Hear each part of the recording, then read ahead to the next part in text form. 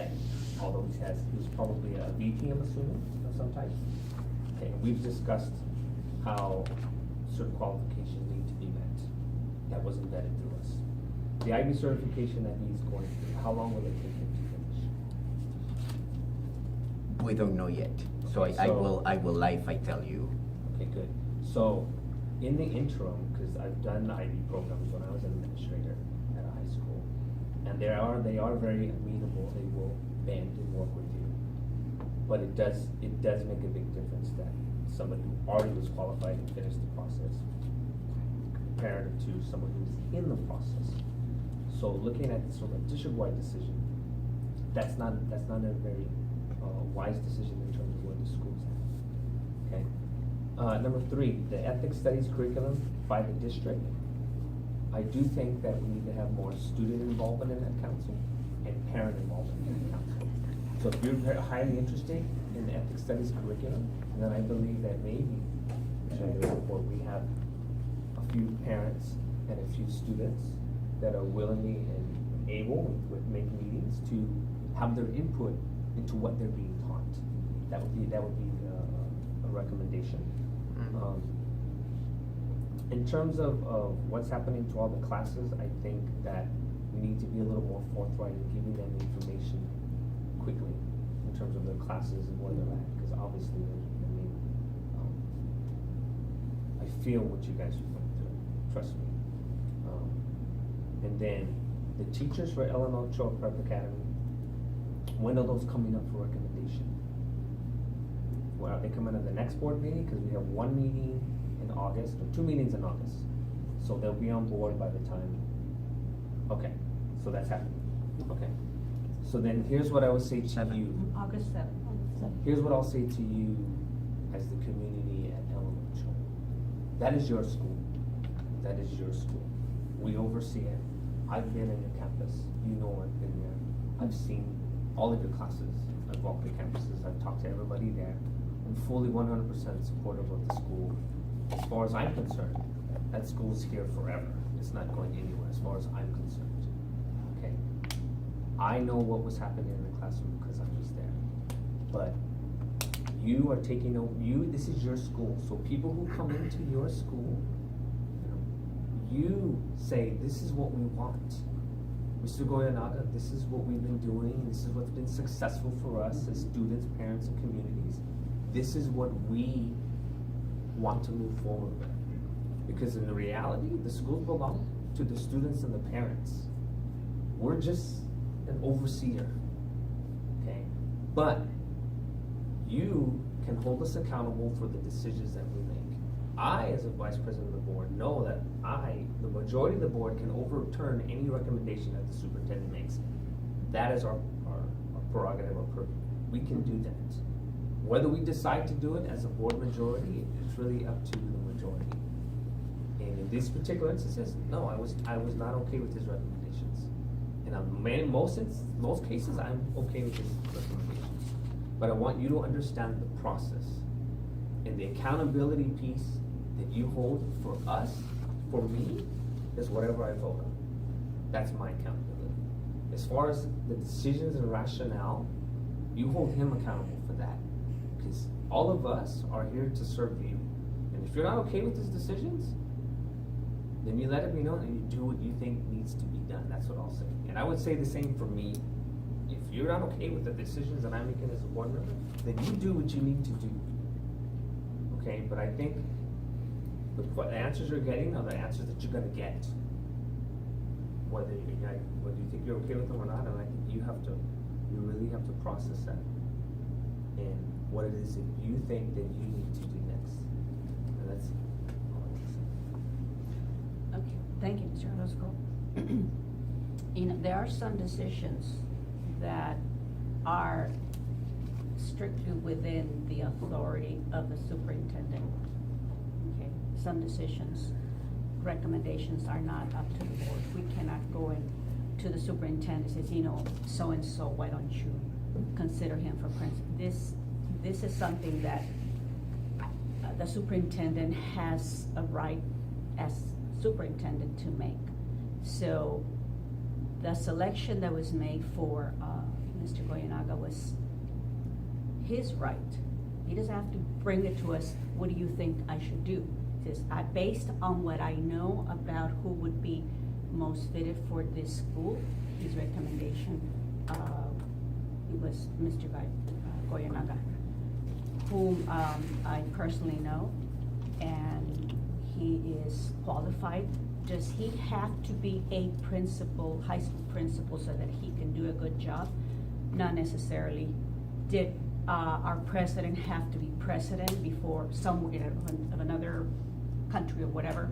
Not country, but I'm just putting an example so that he could be successful. And I'm not going to go into politics right now. But do you have to have that position to be successful? The answer is no, because even the superintendent in LA Unified, many times they come from outside of education. They're successful.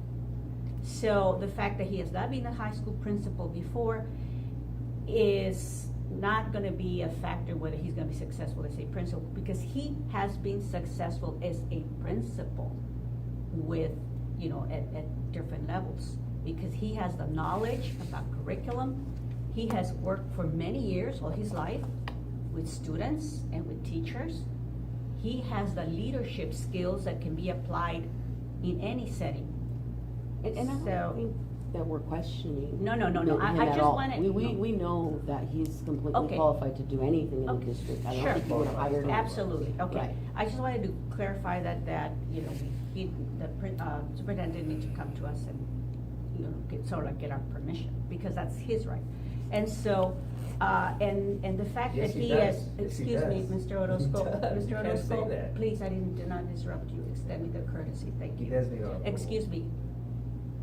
I was called to this meeting, let me finish, please. But he doesn't, Dr. Merino, not to interrupt you either, because he gives a recommendation. He made, but no, then you give them no, approval. You no, approve it, it's so there's not any you confusion misunderstood me. students. Let me explain myself, I was misunderstood. Yes, it has to come to us, but before he makes the decision, the recommendation, he doesn't have to come and see whether it's gonna be okay. He brings his recommendation forward, so, and once he makes a decision, then of course we approve, we either support his decision or not support it. And I think Mr. Orozco brought an excellent point. I definitely think that we need parent and student input into our curriculum, ethnic studies, absolutely. I think that was a good point that I'm sure that Mr. Aguilera It's Ford already- will follow. Now, one of the concerns that I have heard across from you is that I don't know what classes you're gonna be taking, and I hope you feel reassured now that the master schedule, at least to know that the master schedule is coming out. And Mr. Aguilera Ford, as soon as it's finalized, because this is, as he stated, this is across all high schools. Once it's out, to immediately inform the students, especially at your school, of what the master schedule is going to, what it's going to be. So that you know that, okay, these are the classes I'm gonna be taking, and who's gonna be the staff at this school. And all I can ask you, in my years of experience as an educator and as someone who has been in the workplace for 50+ years, is that you're gonna be, in 2 years, well, after you finish college, you're gonna be in the workplace, and change is gonna come all the time. It is about, okay, there are some things beyond my control. How am I going to adapt to it? And it can work. And I really, and this may sound like, okay, I've heard this before, but I wanna set this in a way that we are still here to serve you. Because, again, Mr. Orozco said it, we are here to serve you. We were elected, the voters supported us to serve, no other reason. So I am a servant of education. So I'm true to that. I'm here to serve.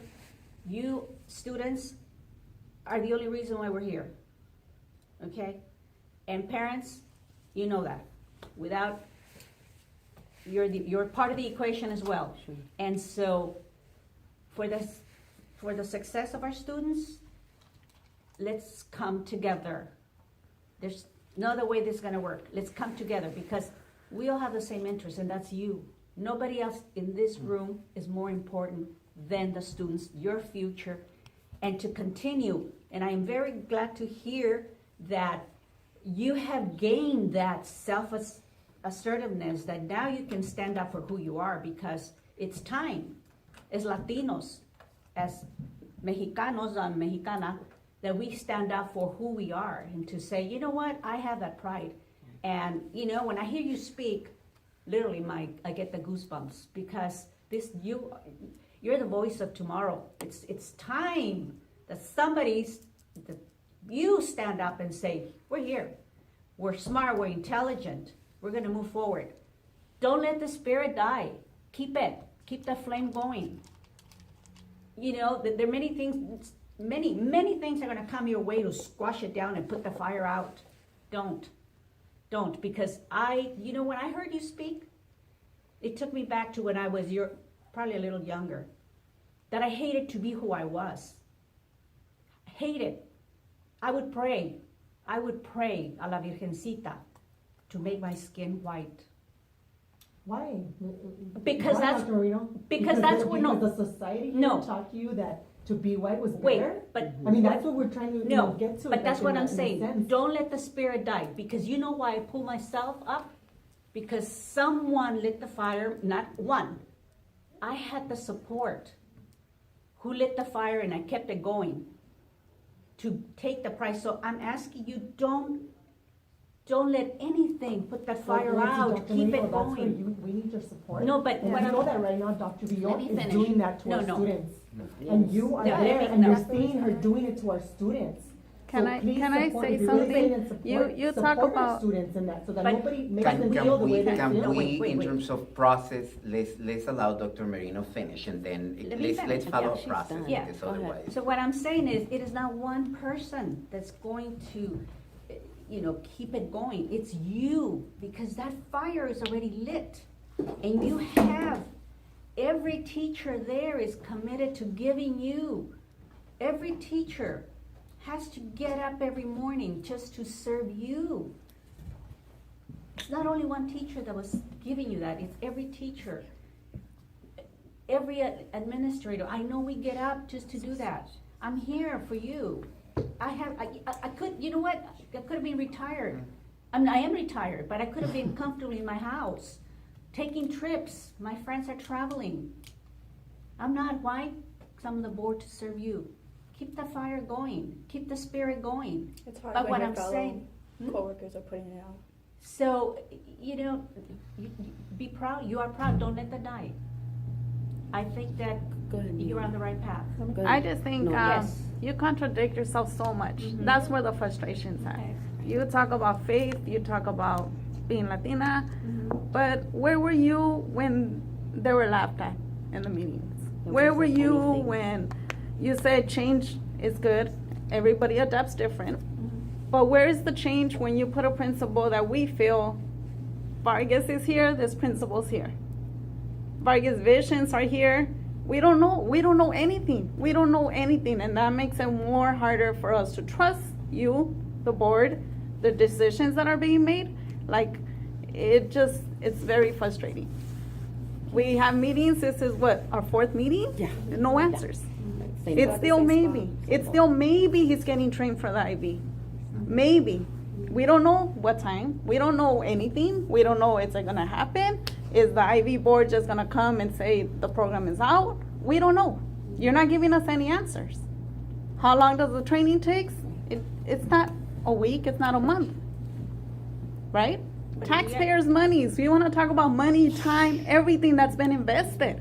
Let alone wasted money. by Wasted training money. Teachers that aren't even here anymore. And you're saying you're making the right decisions for the students when you're hearing the students saying this is not happening. Keep in mind, some things are out of our control. That's what I say. Some things, you want this, but some things are out No, of putting control. Vargas out was not out of your control. You have the power to overturn your Yes. decision. You have a- We could've Yes, kept cut yes, off. yes. Yes, Right so now. do you have the power to overturn There, your again, decision? there are legal reasons why we can discuss This is not about No, we're not All saying you're about telling discussing. you have the The power. policy is but been You're saying you're working played for out. us, and we're asking you, The bring re- Vargas back. I have a question about the process that you were explaining.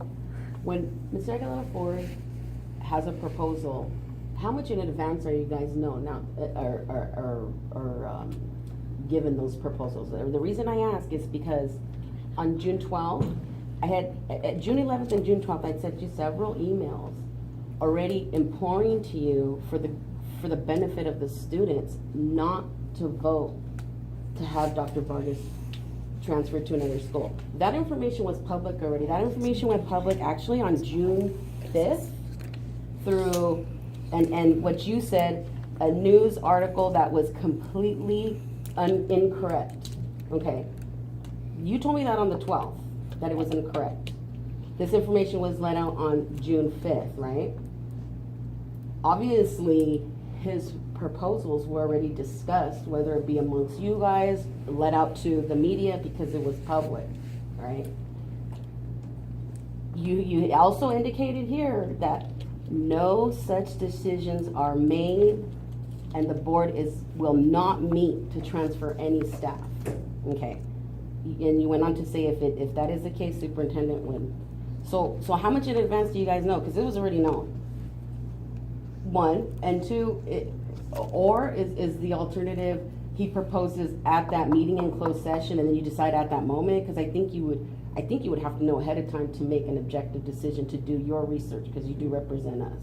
So that's really my question is, like, how does that process genuinely work? I know how it's supposed to work, but here in this district, how is it working? Because it doesn't seem like it's only Mr. Aguilera Ford and you guys making this discussion. Obviously it's not, otherwise it wouldn't have been basically public knowledge. Because at that point, I know several individuals had sent you emails. And for me personally, I focused on you because one, you did attend our Parent Ethnic Studies class, so, and you kindly shared and you understood everything that was happening. I feel like you have a little bit more of an objective, I thought that you had a little bit more of an objective point of view and you can maybe make decisions unaffected. But a day or two later, our principal's gone. Mhm. So what is the real process? How does it work?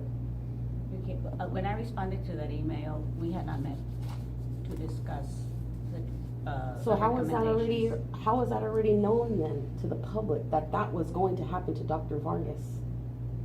Almost a week prior to it actually happening. Okay, I cannot respond to that all because I don't know if someone had information and leaked it out, but I can. Someone did, because it did Okay, get but, leaked out, yeah. okay, so I'm saying, but at that point, we had not met as a board to hear the recommendation from. So when from do you Mr. hear the Aguilera recommendation? The day of the meeting that you decide whether or not to do those things or make those decisions? Sometimes at that meeting, other times we have advance information. So, I can't say it's always like this. When items come to us that, and we have seen this in meetings, that, we need more information to review it, that's what we do. So this is how usually the process evolves. Some things come to us, before others are just given to us there. And can you confirm? Well, the process is the superintendent and the president of the board set the agenda. Mhm. And I would tell you, as for me, the items came to us in closed session Mhm. without any advance warning for both of those personnel decisions. As to why, I don't know, but So that those was two the people are the process. people that know. So, because I find that interesting, because in this particular article, and now I know it was Yeah. baseless, okay? There was a little bit of truth in that, and on top of that, and the truth was that Dr. Vargas was going to be removed. On top of that, there was contributed comments from Dr. Villon, so that leads me to believe, in that article, she was quoted, Yeah. given statements to that particular news outlet. So it leads me to believe Dr. Villon is the one that leaked it out to the media because for those reasons I just stated. They didn't quote Mr. Aguilar for saying these things. So if you're talking about personnel and how things need to be protected, but how is that acceptable and not even brought up, investigated, or anything? I don't understand. It's not making any sense to me. And maybe I'm slower than the rest. I don't know, but it's not. So It doesn't compute. Who oversees the board? Who oversees you? No. The We- state? Should we go to the state? Would that be the next level? Or It would have. who do we talk to? It would have to be at the state level. state level. County first. County You're right, first? You're right, county Okay. first. Mhm. Okay. But you hold us accountable, because you're our constituents. Mhm. Right. And the thing about it is like, we're not up for reelection until 2020. Right. Okay, so we're kind of, I guess safe or okay, whatever that means. No, we're not.